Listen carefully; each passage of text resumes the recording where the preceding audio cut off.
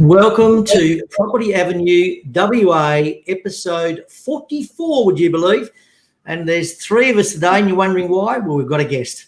We're very excited about that. But before we go and have a rundown of what we're actually doing tonight, it's important because we also have, for those that follow us on a regular basis, not only do we do live stream now, but we've also available via podcast. So because of podcast, we will quickly just let you know that information and opinions provided in this podcast are general in nature and they've been prepared for educational awareness purpose only.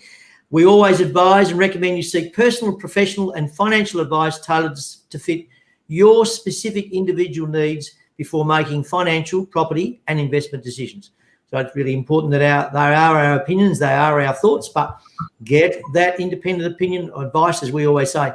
Hey, so what we're all about, it's a case of it's very much focused on WA, and why we've got our guest on this week is Henry is a past guest. In fact, I don't think you were even a co-host at the time, OD. I should say hello. First of all, OD, he's OD, I'm TV. Welcome, mate. Good to see you.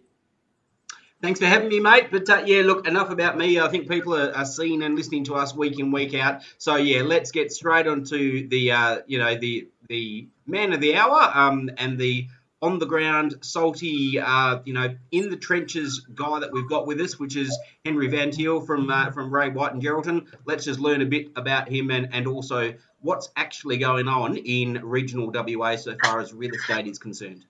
Yep, and the reason why that is, welcome, Henry, and thanks very much, mate, for coming on board. Thanks. Happy to be here. Yeah, thanks. And so Henry was on, we did have Henry on one of our very early shows, but I think it's before you decided you wanted to be on more regularly, so here you are. But the reason why we thought we'd include, took the opportunity to invite Henry was the fact that there was a headline recently in a week or two ago, which basically along the lines of, if I can find it, where was it? Is regional WA still, should you still invest in regional WA? And like most things, the headline, it wasn't anti-regional WA, but it highlighted, or the article itself was highlighted a range of factors. Yep.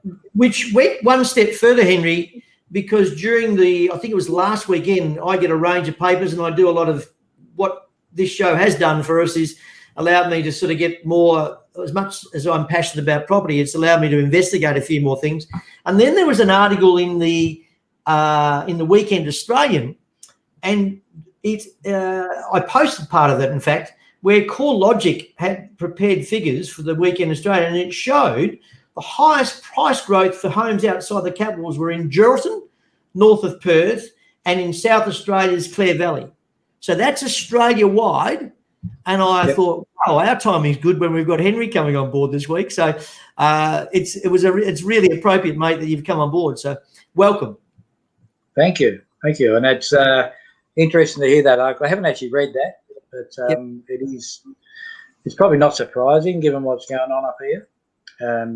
Now, I know both you gents know Geraldton as well as I do, but it has been such an interesting few months. And I suppose if I can go back a little bit, we sort of saw this coming a little bit back in mid 2019.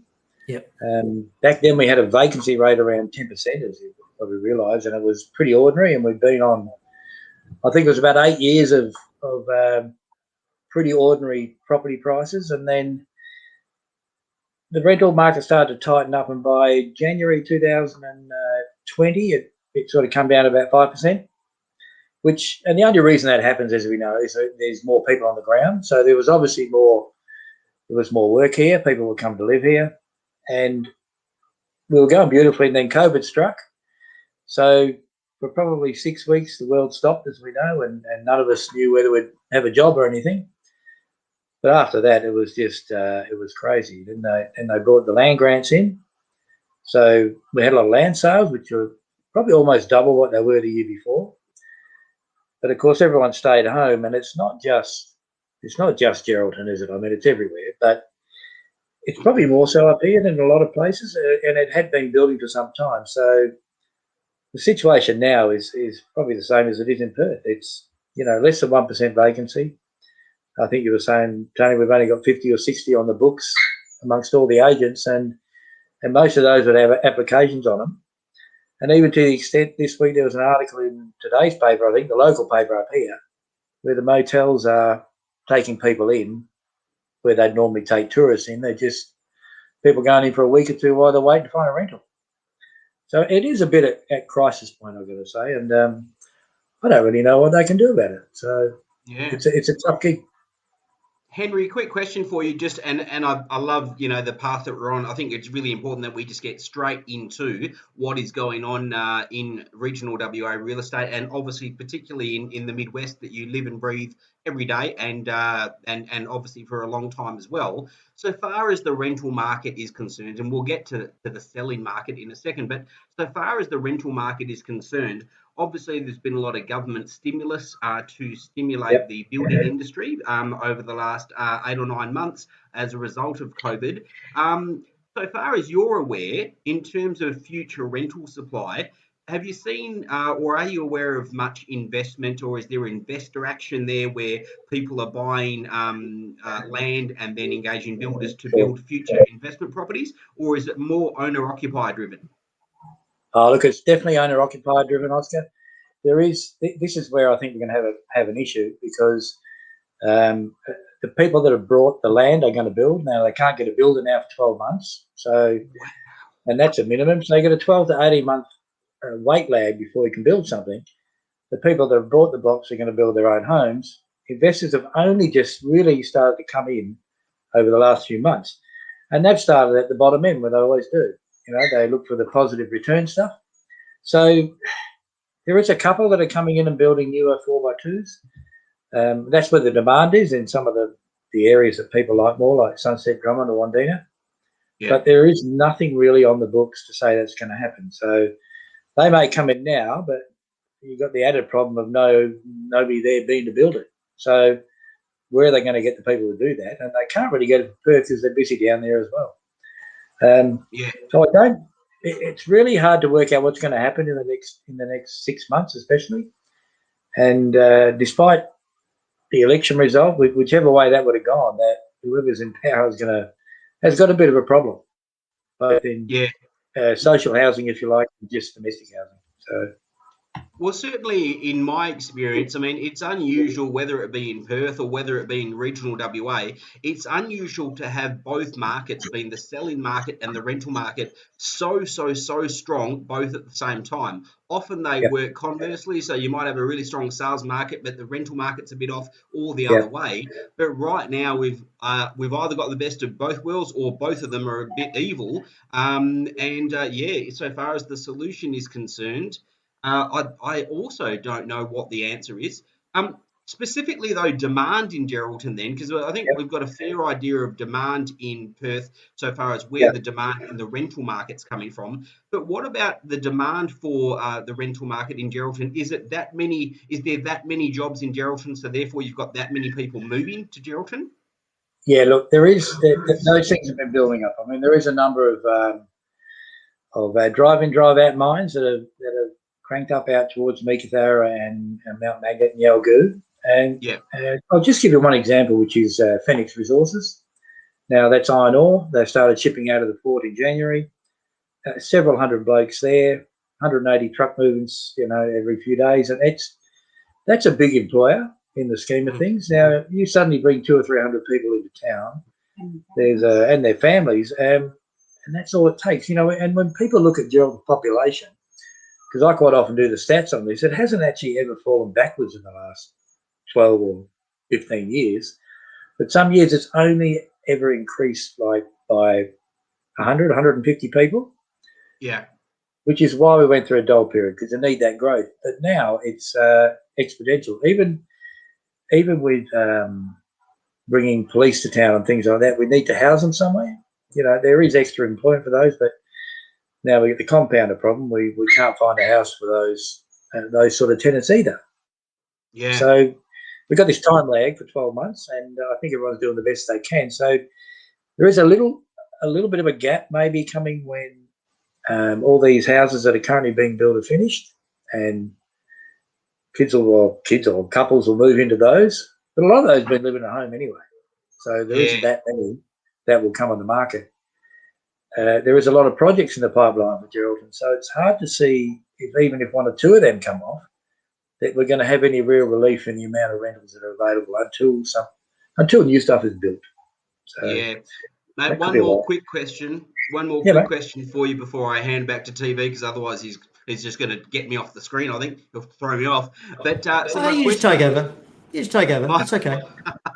My question relates to land supply, and certainly in the years that I was in Geraldton, when we were looking at capital growth, one of the things that was always going to be a bit of a handbrake, I guess, for capital growth was the amount of land supply that was there on the ground, but that land that was also suitable for subdivision, but was just waiting for demand to actually increase, that developers would increase the supply.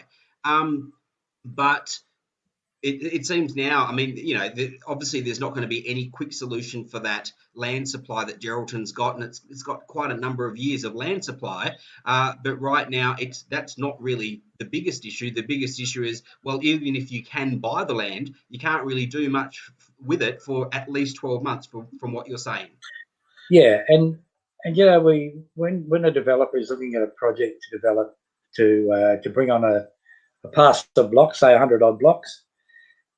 In most cases, it's going to cost them about 80 grand a block to develop at the time they get power, water, deep sewer, and to hold it and everything else. So they need to get around 140, 150 a block to make it viable to do it. Yeah. So the stock we have now is old stock. Okay, some of it's from consortiums that have actually gone under and they've been resold at a cheap price, and hence you got blocks being sold 6 months ago in Sunset Beach at 50 or 60 grand. Well, those same blocks now are probably 90 to 100. So that's how quickly that jump is. The stuff in Drummond's has gone from 50 and 60 to 70 and 80 to 90. So but every suburb is the same. So we had almost a doubling of sales in the last 12 months of blocks. So you've got a finite resource of what's left. Yeah. When the new stuff comes on stream, it'll be a different market, because if the housing market keeps going up the way it is, it'll suddenly become viable to buy a block and build now. So what's happening right now is that those that are missing out on the housing are starting to look seriously at securing one of the cheaper blocks and then building in 12 months' time. Because, of course, once the land goes up, the rest goes up. So there is some evident movement in land, and I expect that'll go for a while yet. But don't expect it to be that cheap forever. And one final quick... No, just joking, TV. Jump in. No, you go. I'm happy. One thing that I was going to... Oscar and I had 9 holes of golf. I don't know whether you're aware, Henry, but he's had a knee operation, and his rehabilitation has included mowing the lawn, doing all the things that you're meant to do when you have a knee operation. You know what I mean? Anyway, but we had 9 holes of golf, and with that 9 holes, we met up with 2 young guys who are both in the trades, and you would understand this with your background. And one was a carpenter who has staff who had 6 workers with him, trades with him, and the other young fella was a plumber, I think, but he was a FIFO worker, worked up at Newman or Tom Price. Yeah. But their issue, the thing that was really intriguing with what you were just talking about then, as far as the blocks of land and building and supply, was that one of the things they highlighted to us was the fact that the difficulty was the bricklayers, where they'd gone from something like 95 cents to $1.40, and now it was $2.40. So it sort of gets back to what you were saying a minute ago with regard to, the old stock sells off, the new stock comes on board. And, of course, prices, if they continue like they're going, it certainly won't be a cheap exercise. But the other question that I have with regard to that is, what's going to happen in an area like Geraldton and the region, the Midwest region as such, where people have got plans to build, the builders are on overload, they're not going to finish in the timeframes they expect or hope to. What are these people going to do if they're renting a place, for example, and are due to get out, their lease is expired? What happens? Don't know, Tony. I mean, if you remember back to the crazy times of 2008, 9, 10, when everything was going gangbusters everywhere, they were bringing brickies and that from overseas, right, and to fill the void, or over from Kalgoorlie and stuff like that. But of course, you can't do any of that. So I can almost see it. I'm saying this very much off the cuff, but I can almost see it if, for instance, that urea plant was to come off in Nangaloo here, and they're talking about 1,000 jobs on the ground, etc.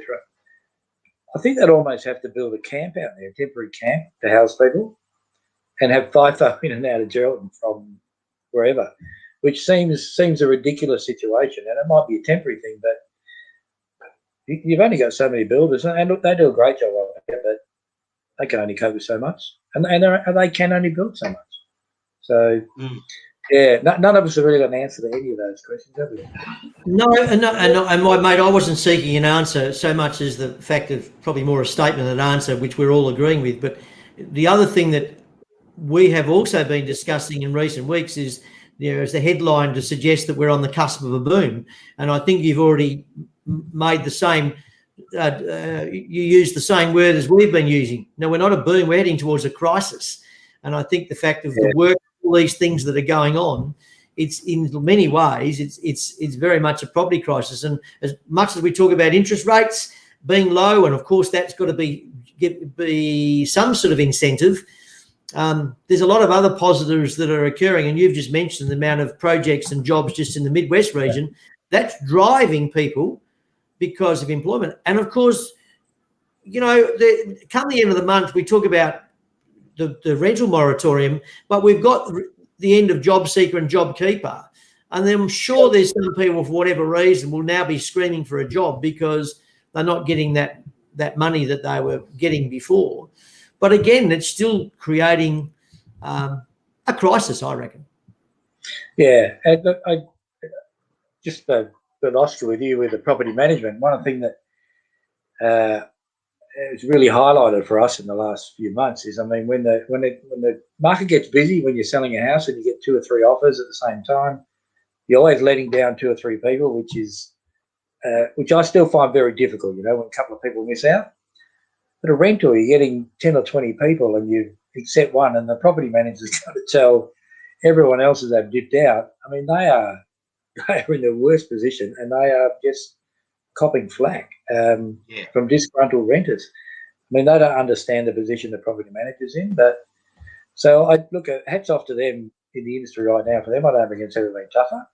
And despite all the publicity about, we know how tight the rentals are and how many people turn up, it doesn't matter if you're the individual person going for a house, you're still horrified at what's going on and kind of think you're being mistreated, but you're not. So I don't know, Oscar, I don't know what you tell your people to do, but geez, it's hard.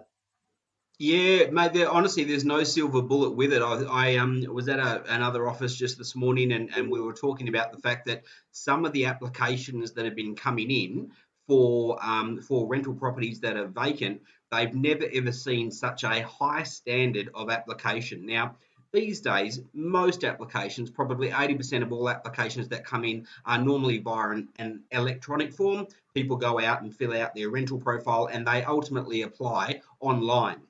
But in some areas of regional WA, and certainly in Perth as well, there's still some offices that will accept paper applications. And I kid you not, I actually saw it this morning. One property manager got given what would look like a year 7 assignment in one of those plastic sleeves and covers, with the plastic sleeves there, with all the ID, with the rental references typed out. And it was like a school assignment, just so that they could have a real point of difference from the other 45 electronic applications that would all look the same. Amazing. So, yeah, and I'm not saying do it. I'm not saying that's a good idea, because certainly a lot of effort would need to go into that. But just trying to stand out from the crowd and trying to have some level of success over the other 20, 30 or 40 people that want that same property.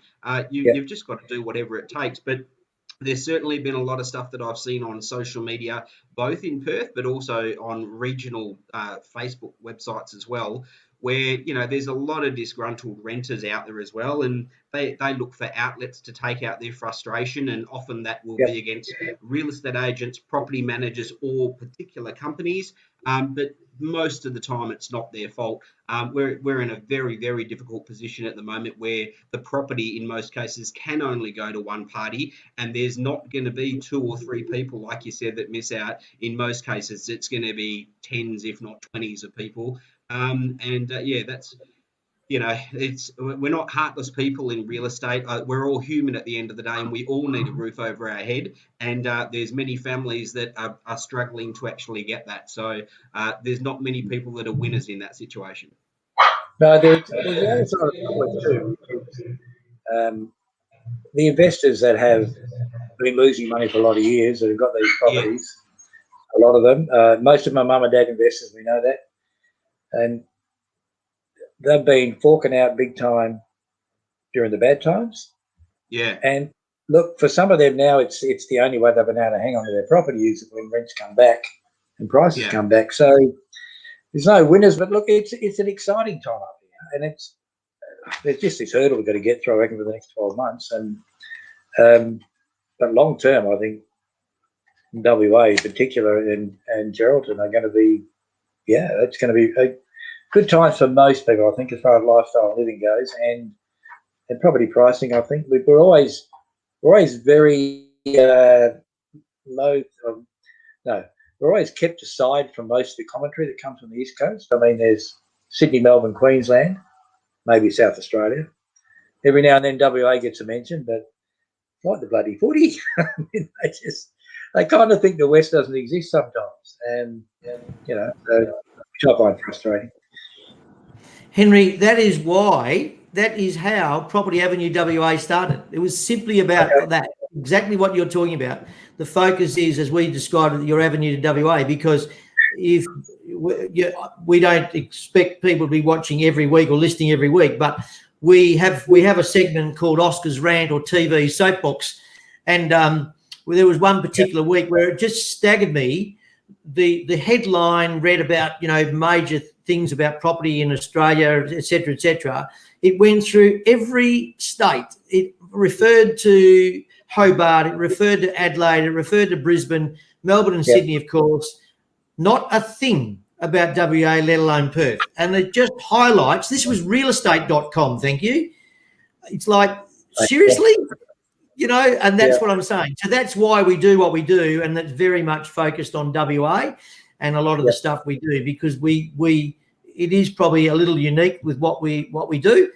But it's interesting with you making the same observation, because that's exactly why we do what we do. This is what this program is about. It's not about Geraldton or anything specifically. Some people have asked me, no, it's about WA and matters property in WA. So it's interesting you made the same observation. TV, can I ask, have we got time for me to pick Henry's brain a bit more about the Geraldton property market specifically? That's what we've got him for. That's what he's here for. Good. You run the show, mate. I'm just the puppet. My next question for you is, so let's talk growth. Let's talk, are values going up for established housing in Geraldton? Obviously, can't get enough listings. They're moving through, lots of buyers and all that. But are we seeing growth, or are we about to see growth? Look, we certainly are. There's no getting away from that. Yeah. It was only last week we realised that there were no houses for sale in Geraldton under 100 grand, right? Nothing. No, not even a 5-row place. Now, the year before there were 50 properties sold under 100K. So 50. All of a sudden that bracket has just gone. Now, most growth starts from the bottom, and it's not going to be long before there's very little in the up to 150 segment. So we are finding that tenants are trying to buy houses because they can't get a rental.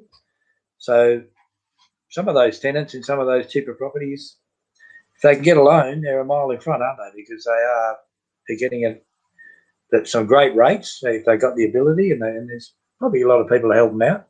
And I think that's a great thing, because that stops a lot of pain. But so that growth is definitely there. Now, when we list a house in any suburb now, past sales have really gone out the door.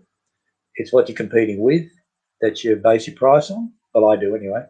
And because you can't really go by what's happened in the last 6 months, because that's yesterday's news.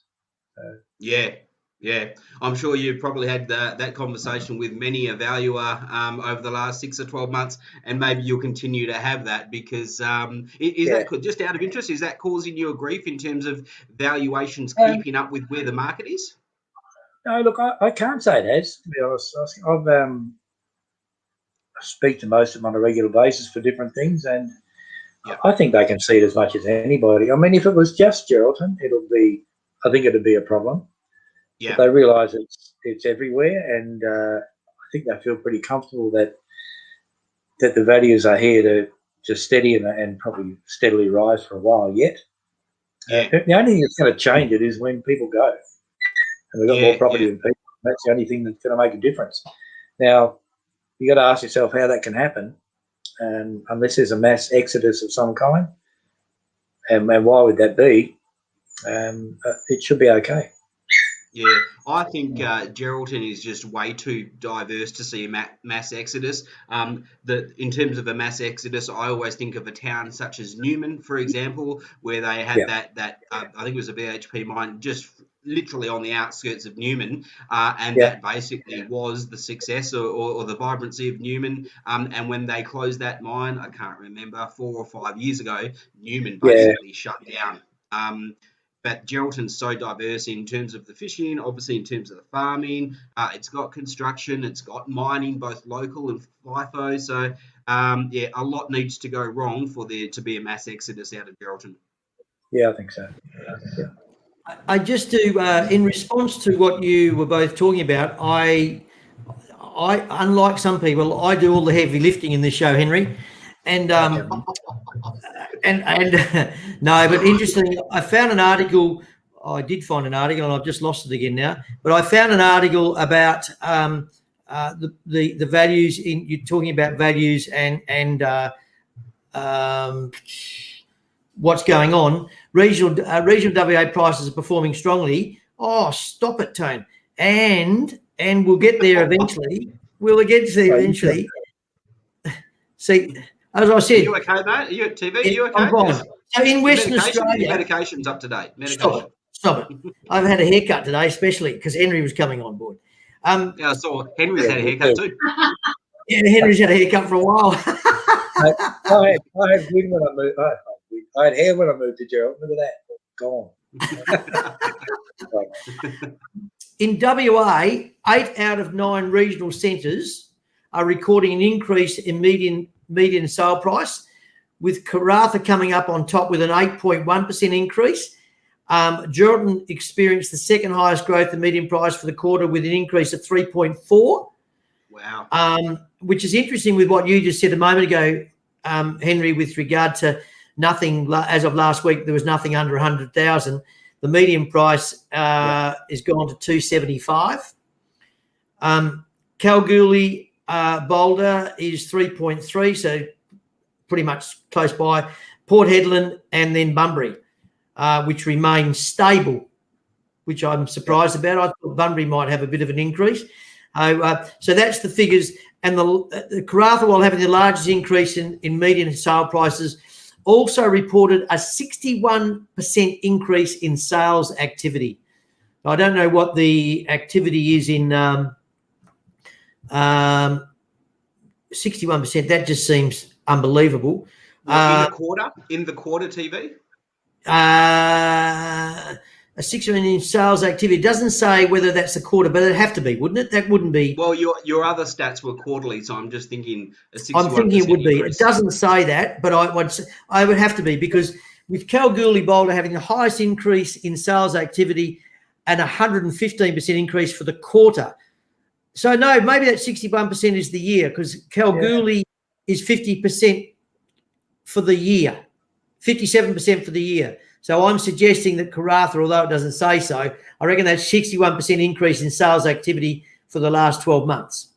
Against the same period the year before. I reckon it'll be about the same here. And it's a good time for the reps to jump out and say, tell you how good we are because how much we've sold. But it's actually got nothing to do with us at all. But look, the increase has been huge. I suppose the stats that are coming out now aren't a real reflection. It's ones you get in 6 months from now, and that'll show you what's happening. Yeah. And hopefully exactly. it'll be just a nice steady growth, not a crazy time, because you know that's never going to last. But it sort of does highlight what we've been talking about with regard to what's going on. And I suppose where we started with this whole exercise is, okay, we're talking about property and we're sort of saying, well, yeah, regional WA is a good place to invest. Is that, I know when we last spoke, and that's a few months ago on this show, there was a lot of interest happening with the East Coast, as we both know, particularly in the Geraldton region. And are you finding that has that slowed down at all, or is that still quite significant? And are they investors or looking to move? Look, it's really quite a few are looking to move, I got to say. That's something that's taken us a bit by surprise, particularly people maybe buying semi-rural blocks that want to come over in a year or so. Sold a number of those to people from New South Wales, Victoria. Some of the cheaper investments, like the positive cash flow stuff under 100, was quite a bit of that is East Coast, there's no question. But, yeah, surprised at the number of people who actually want to come here and live. And some of them have never even heard of Geraldton until, I don't know, recently, I suppose, and they've sort of picked it out on the map as a place they might want to be and done a bit of research. And because most times these days you type Geraldton into a search, and most of the stuff is positive.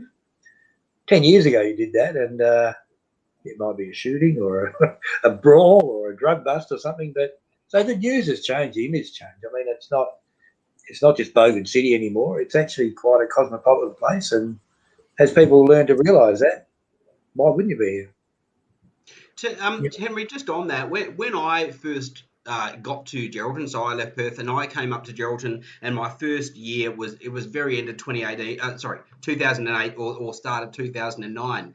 And at that time, one of the reasons why I moved to Geraldton was for lifestyle and certainly for business, but the Oakajee port was very much a project that was still being spoken about. It was going to happen. And then as we moved into 2009, 2010 and 2011, we kind of obviously missed the boat on that. But certainly a lot of real estate commentators and those types of groups that buy investment properties and advise people on where's good spots to invest in, Geraldton was definitely on the radar. I think when the falling out between the Japanese and the Chinese, so far as the building of the port happened, and then the iron ore price just went south, so it was never going to be feasible anymore. Geraldton did sort of fall off the map, so far as being the place to invest. But it really does. And then, as you said, we've had 8 or 9 years of no action at all. If anything, things have headed south. And now the last 12 months or the last 9 to 12 months have really put us back on the map.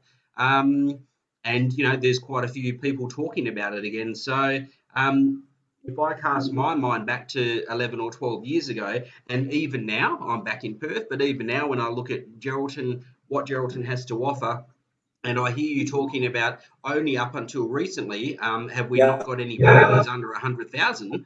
I sit there and think, far out, it's such, for everything that it offers, I can see why it's such a great place to not only invest in, but to actually live. So what are you doing down there? I don't know. Golf courses are far better up here. I honestly don't. I don't know what I'm doing here. Okay. I'm liking the look though. I've got the little Ray White yellow thing up on my screen, and I'm sitting there going, "Oh, that could." You have. I'm impressed.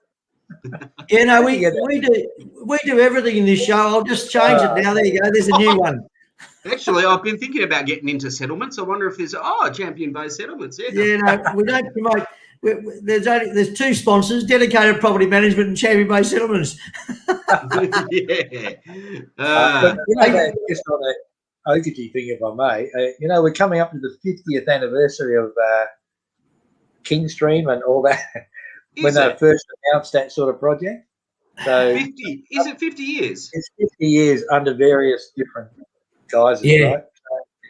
So, they're still talking about it. So we now call it Jokajee, but it is a fact that during that last election, both political parties are looking heavily at hydrogen, and that being the ideal site for hydrogen production in WA on that coast. They mentioned something about having a lot of wind to generate power.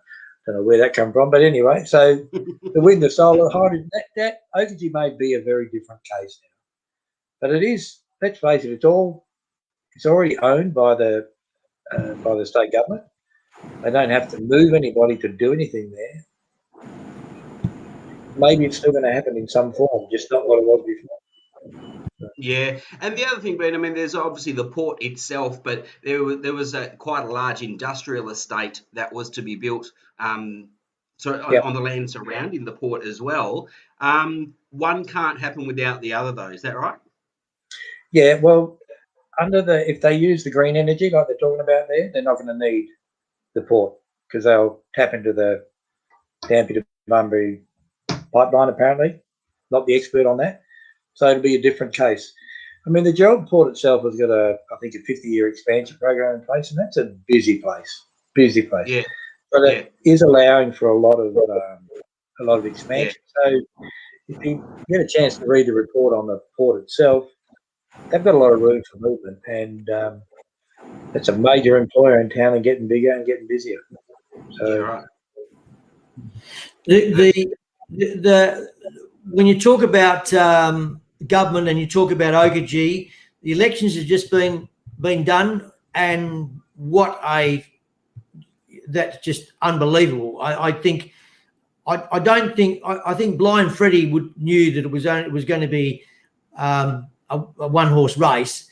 But I suppose the question now is, and we raised this, I think last episode, maybe the episode before, Oscar, with regard to what the property industries, the different bodies were seeking, what some of the reforms they want. Where do you see that going? And I think with what Henry's just mentioned about regional WA, more particularly the Midwest region and Oakajee, what do you see with that much dominance? Yeah. There's really no opposition anymore.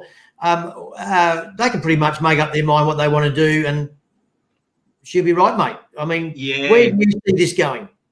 Yeah, when it comes to the property world, I'm talking about.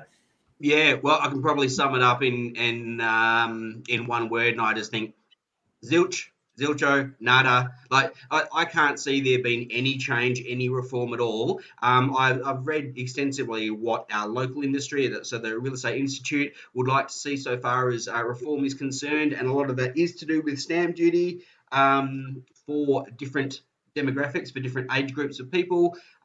In fact, most of it is to do with stamp duty reform.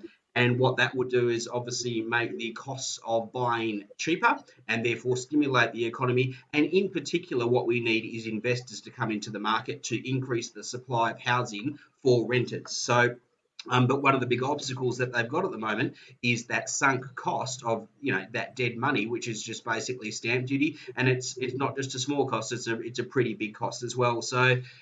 But in terms of what the state government didn't really have much to say at all about stamp duty reform or any property tax reform at all in the lead up to the election, and I don't really think it's on their agenda whatsoever. It's really, really easy money for them.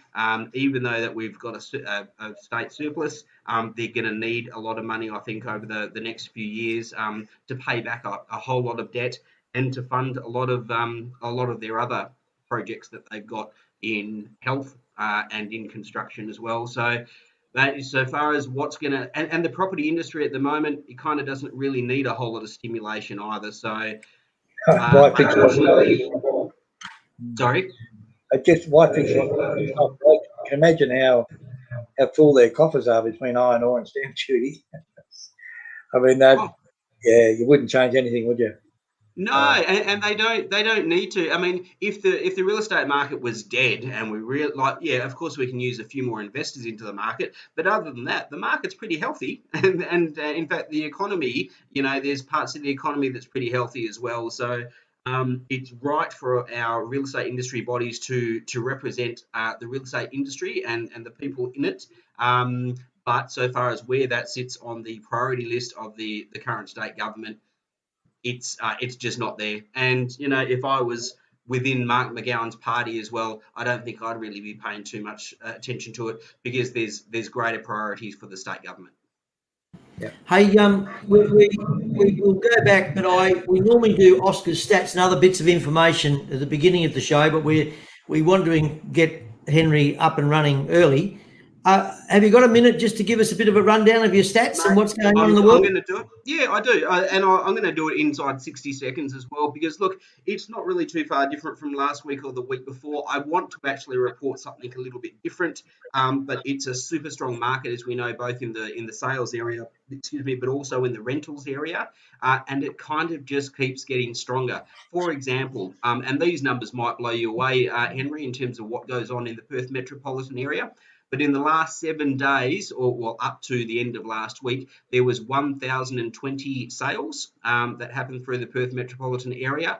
4 weeks ago, that same figure was 820, and this time last year, that figure was bang on half. It was 550 sales. Wow. So second week of February, 550 sales, second week of February last year, just before COVID hit, and that's where we had a pretty strong, but more of a sustainable market, I guess we'd call it. But right now, we're a little bit out of control.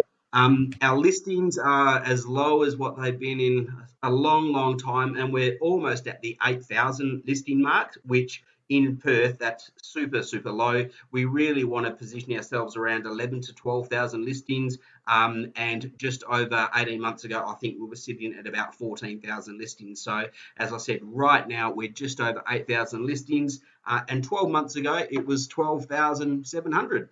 So, in 12 months, we've dropped... what's that? I'm just going to quickly do the maths, but it's around about 36% in 12 months, and that's a major, major drop. Our rental market, again, as I commented earlier, it's unusual for the sales market and the rental market to go so strong together at the same time, but that's certainly what we've had for the last 8 or 9 months, and it looks like it's continuing. So another 855 properties in Perth leased over the course of last week. 12 months ago, it was 1,048, so we're down a little bit from where we were 12 months ago, but that's not because there's low activity or there's not enough tenants around the place. We simply don't have that level of stock to lease as many properties as what we did 12 months ago. So listings, we're well under the 3,000 mark. I think we're just between 1 and 1.1% vacancy rate through the whole of Perth. 2,731 properties available through Perth. This time last year, it was 5,481 properties, so almost half of what it was 12 months ago. And as that stat that we mentioned as well, specifically with Geraldton, and for the first time in my lifetime that I've seen it drop this low, if I was looking for a rental in Geraldton today, I'd have a total of 58 properties to be looking at. And as Henry said before, so many of those would even have applications on them already, whether people have seen them or not, because the demand is really, really strong. So not too much of a different story, TV, from where we were at last week. If anything, it's just gotten a little bit stronger again. But I think we all agree what we've got at the moment, on one hand, it's healthy. It's great that it's our time, in terms of being in the real estate sector. But in the main, what we've got is not sustainable, and we actually don't want to see this level of activity continue, because it's just not healthy for the market. Do either of you, there was a bit of a headline, although the Reserve Bank sort of deflected back towards the banks in actual fact, but do you see rate rises of some sort occurring before the end of the year? Well, I do. Yeah, I'm not so sure, Oscar, because Australia's almost like in this bubble. The rest of the world, economy-wise, is ordinary. I'm not sure how the interest rate scenario works when you compare it on the world scale, but I don't know. It's maybe a little bit, but I can't see why it would happen. I don't think I understand enough about it to know why. Yeah, well, look, I mean, interest rates is something that I have looked at for a long time, and I'm no guru on it, but certainly from a market stimulant point of view, or something that they actually use to control the market when it gets out of hand. All of last year, even when things started to pick up, they were the Reserve Bank. When I say they, I'm talking about the Reserve Bank because that's the lead body that will set the way in which the bigger banks will operate so far as setting of interest rates. They were basically saying, look, there's no chance of an interest rate rise inside 2 years. So, if you're looking at fixed rates, you'd easily be looking at 2 years. You might even look at 3 or maybe 4 years because it needs to stay this low. I can't see, though, with the level of activity that we've got, with the level of price growth that we've got, and almost what I think are probably a bit of out of control conditions, in the main, not across the board, but in the main with what we've got, I can't see that the Reserve Bank can leave interest rates untouched. And if they do, I mean, I personally think that we might see before, or rather we will see before or by the end of the year, I think we probably will see one rate rise. And if we don't actually see the rate rise happen in this calendar year, I'm very certain that it'll have to happen in the first 6 months of next year if our real estate market maintains the conditions that it's got, and that is it's just well undersupplied, but demand is huge. And also the rest of the economy continues to do what it's doing, which we are having it is almost a bit of a mini boom that we've had post COVID in our local WA economy, and I really think that there will need to be some sort of pressure, some sort of control applied by the government, by the Reserve Bank, to make sure that this level of activity doesn't get out of hand. And one of the main ways they do that is make it less affordable or increasing the price of money, which is obviously interest rates. Now we're getting. There's a couple of segments we'll have to not include this week because you just talk so much. But oh, it's nice, it's lovely. But we should have our segment. You ask the questions, we discover the answers, and I think it's important we have that weekly. So Yes. we always encourage people to ask the questions, and sometimes they may not be. You can get us on our live chat line, or alternatively, you can send us an email. People send me text during the week. People post things on our Facebook page. But the question this week, because of time, I'm only going to have the one question. So the question for you ask the questions, we discover the answers. The question is, tenant application for rental property is accepted.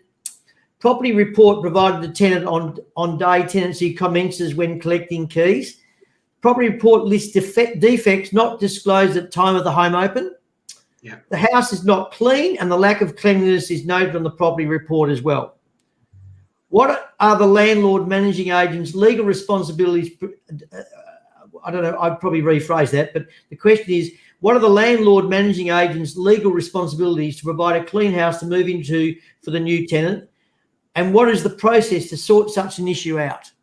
No, not Henry, sorry. Oscar D'Souza, dedicated property management. Over to you.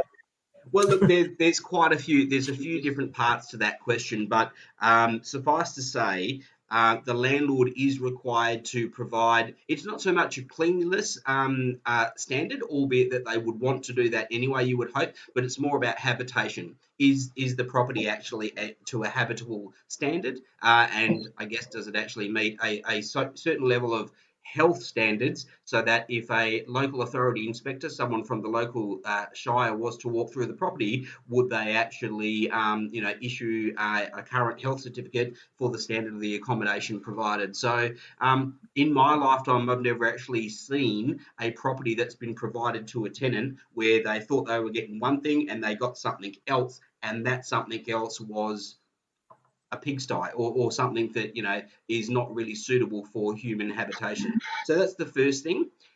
It is a common thing, though, that with every let me go back a step. With every residential tenancy, there must be done what's called a property condition report, or some people call it an ingoing condition report.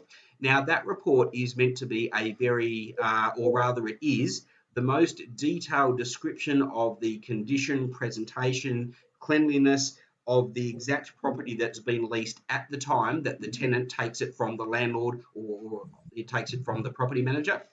And that report initially is compiled by either the property manager or the landlord, and at the time of signing the lease or within 7 days from when the tenant takes occupation, that report has to be supplied to the tenant.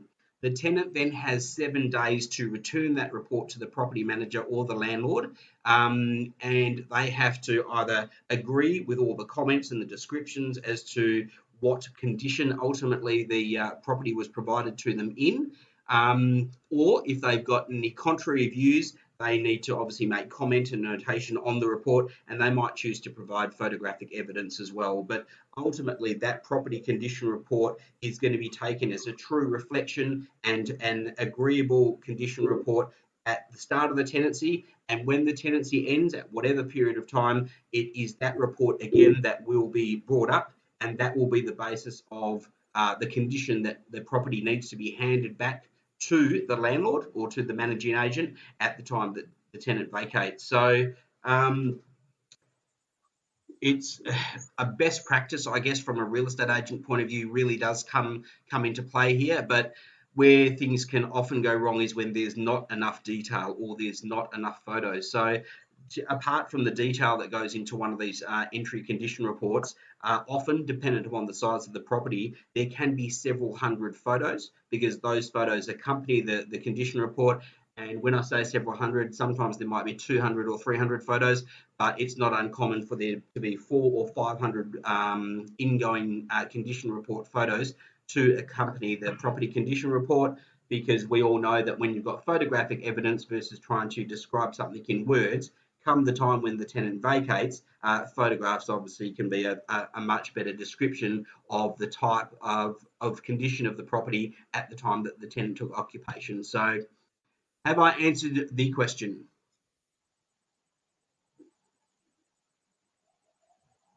I can't hear you, TV. I think you're on mute. I think you've done an exceptional job. I mean, why not go to the expert? That's what the logical. No, I would suggest that question, in fact, has been raised. I'm only guessing because perhaps that person has had a bad experience. So I wouldn't think that was just a question that someone's designed for no reason, because the other part of that, the final part of that question is, who can the tenant approach if the managing agent takes no responsibility to rectify? In particular, the need for cleaning prior to them moving in. Yeah. So the first course of action would be for the tenant to approach the real estate agency or the landlord directly and try and amicably solve it. If not, they certainly can have a chat to the Real Estate Institute of WA, assuming that the tenancy is in WA, or in fact DMIRS, which is the Department of Mines, Industry, Regulation and Safety, which those in the industry refer to as DMIRS, and they'll certainly point you in the right direction. But there's certainly enough adequate support for tenants if they're not happy with the way in which they've been dealt with by the property manager or the landlord. We're probably not going to have time to do headlines, and we're probably not going to have time to do, I don't know whether you've got Oscar's rant up and running anyway. No, mate. No, let's skip past that. I think I've probably done enough talking tonight. Yeah, I'm agreed. I didn't know who was the guest, to be honest. I wasn't sure. But I think it's important. It's the start of the footy season. I don't know whether you're aware, OD, but the bloke in between the two of us, there's two people that has grey hair and one bloke has little. He's a Docker supporter. Is it? What? Aren't you a Docker supporter? No. Oh, what's your bloody mouth out? I misconstrued your email because his concern was, and then I thought you were an Eagles supporter. His email during the week was concerned that the office was becoming 50-50. There were Dockers supporters infiltrating the office, and I assumed that he was thinking he was getting people on board. Oh. No.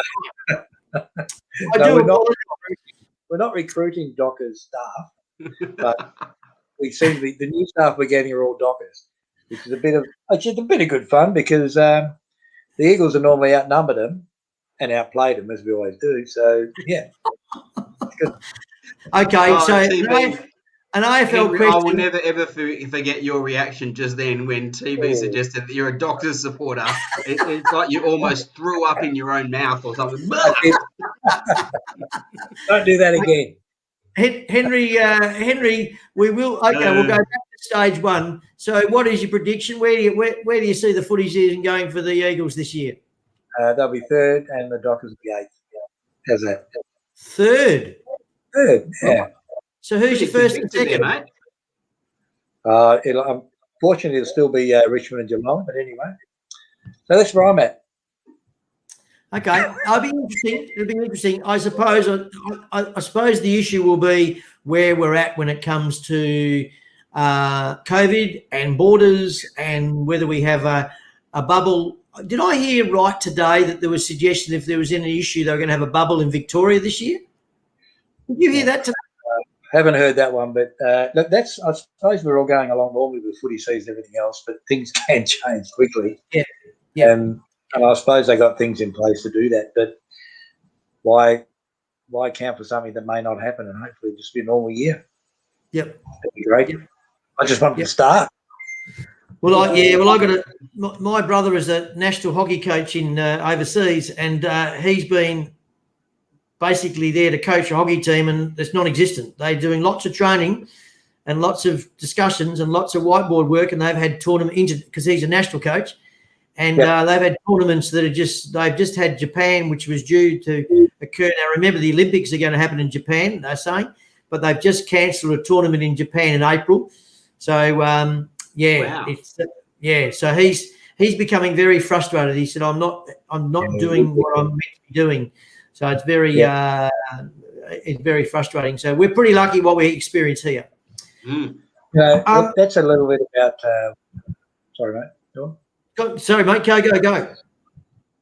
I was going to say it's something about Geraldton there that I think we underestimate up here is that it doesn't matter where you are, you're only a couple of minutes away from a sporting ground of some kind. Now, I'm a golfer. No, I'm not a golfer. It's a loose term. I play golf, but within 5 minutes, there's two great courses. I watch my grandkids play basketball or surf lifesaving and that. Everything's 5 minutes away, and the facilities up here are phenomenal. Now, I don't know where you live in Perth, Oscar, but, if your kids are into sport, you got a fair bit of travelling there to do at a lot of places to get in. Yeah. Up here, that's taken for granted, but that's a great part of why people live here. Mate, Henry, I totally agree with you. And, we've been back in Perth for 3, heading towards 4 years now. But just when you mentioned the golf courses, and obviously there's a couple of golf courses in there, apart from the fact the facilities are so good and they're stunning courses, there's no one on them in Geraldton. Like in Perth, you got to line up and all that. But it is, and I don't know, you asked me the question at the start of the show, what am I doing in Perth, Matt? I'm enjoying life and I've got family around me and work's good and life's great. But I don't know, you're tugging on a few of the heartstrings, mate. I'm sitting there thinking... I need to find your house. Hey? I've still got one up there, and I've got a block of land on the Wandina escarpment as well. So something's got to happen with them. Henry, interesting with what you're saying. I went out to, and what you're saying as well, AD. I went out to the Geraldton Golf Club this morning and did my run and my exercise and whatever, and took a couple of clubs, hitting a putt while I was doing it. And you're right. I mean, there was a few ladies out there, but I basically ran the course. The Cliffy Young Shuffle, as we call it. But I did that course and really no one was interrupting me and I wasn't interrupting them. And this was like 7 o'clock. I get up early, but I don't go out running like I used to early hours. So it was still a respectable hour. It was absolutely sensational. And I can't do that in Perth. I can't go on a golf course and go running in the morning. And in fact, as OD and I know, a couple of weeks ago, we were lucky enough to get 2 spots available to play 9 holes at Wembley on a Sunday. But mate, the place was chockers, absolute chockers. Yeah. There's no way in the world I was going for a run on a Sunday morning around Wembley Golf Course. Not a hope in hell. So there's a lot going for it, which gets to my Henry. We have a very important segment on our show, and it's called the if question. And there's no correspondence in it. I devise the questions. Sometimes they can be from left field. Sometimes they can be a little bit more. But I thought the fact that, considering you've been talking Geraldton and regional WA, and more particularly the Midwest region, the question is, if you had an interstate visitor or inquiry asking about Geraldton, what are the 3 things you would identify as significant features about Geraldton and or the Midwest region? Okay. Well, probably the first one is the one I just mentioned about lifestyle, because everything is so close here, and we have a world-class foreshore these days. We have great beaches. So if I deny any family to come up here and not be blown away by what you can get at your doorstep. Okay, so I think from a investor point of view, I think that the livability factor in Geraldton is massive. Okay, probably the second would be the diversity up here. I know we've been through some torrid times, but like in the last couple of years, the farming and the mining's been massive. I mean, the farming mainly so. That's just I don't know if you heard today, but the price of farmland these days is just about doubling. You know what it was. Really?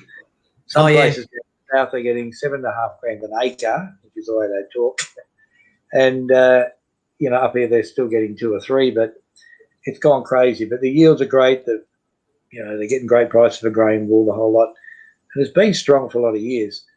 So that the farming economy, certainly the mining, but the mining close to home, not the mining everywhere else.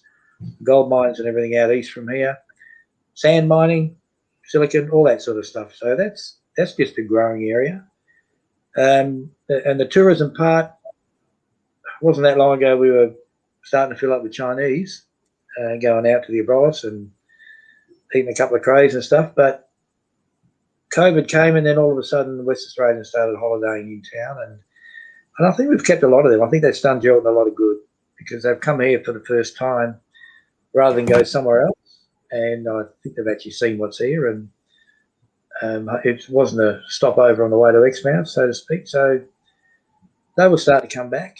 And the fishing's been through a bit of a rough trot, the ban on lobster, but that'll come back. It always does, and that's still a big part of the town. So, yeah, I'd say the livability, the diversity, and probably the opportunities. The other thing it is, and we're 4.5 hours away from Perth.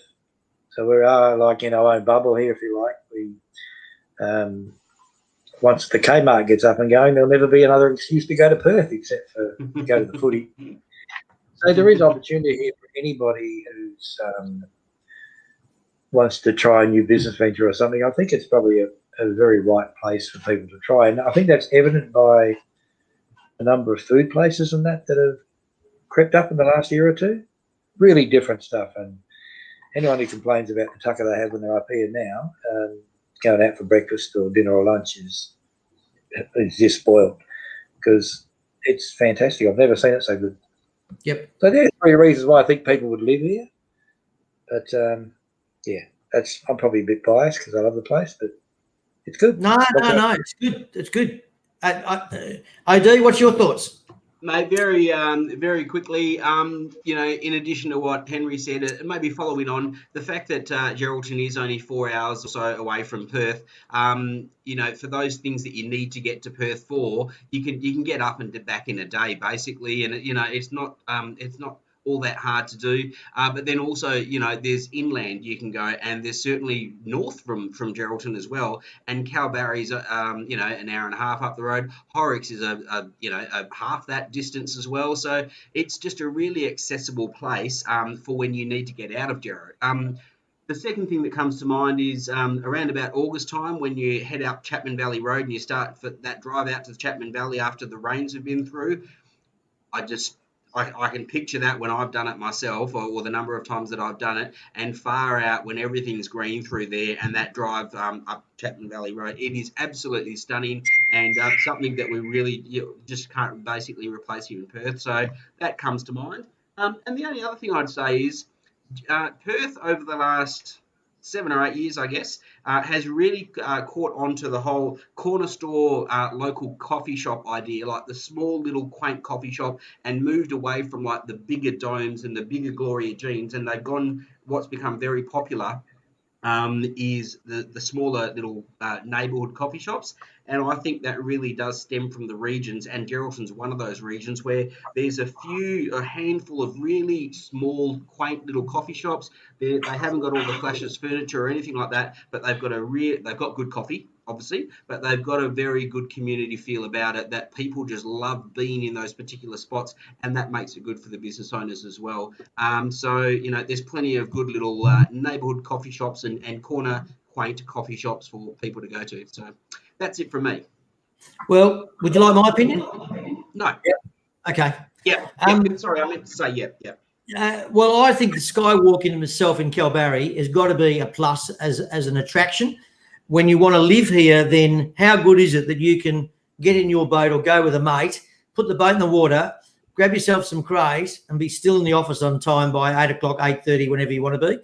And Henry's already mentioned this, but the sporting facilities, in particular the golf courses, mate, they're as good as you get. And when you consider what you pay to be a member for a private golf course here in Geraldton, we really don't realise how spoilt and how lucky we are. There's lots more which you guys have already covered, but yeah, there's a lot going for it. And I can see why, when we talk about a headline about investing in regional WA, there's a really good reason why Geraldton is one of those places that is starting to make a name for itself. It did for a while and it probably slowed down, but yep, it's been interesting. Henry, we're already over time as normal, but mate, been an absolute pleasure. We really appreciate you coming on board and certainly giving us your views, and we wish you well. We'll certainly keep you in mind to have an update later on. We'll see how things are going later in the year, perhaps. But may I also mention, OD, that I feel really bad, but I'll get in touch with her if she's listening. Jess from Mortgage Mates, she's got a new project happening, and I've got to touch base with her and get her on board. So Mortgage Mates, Henry, Mortgage Mates is the Tinder version of property. All right, I'll tell you more about it later on because we're running out of time.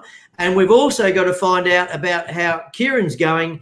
We've got a young guest, Henry, who's a first home buyer, and we're following his journey. We've got him on as a guest we're due to get him up again to see how he's going. So we've got plenty happening. But, mate, thanks a million. And to all those that have been listening and doing what they're doing, have a fabulous week. Please stay safe. And, OD, thanks again, mate. Always a pleasure. And we'll speak to you next week. Take care.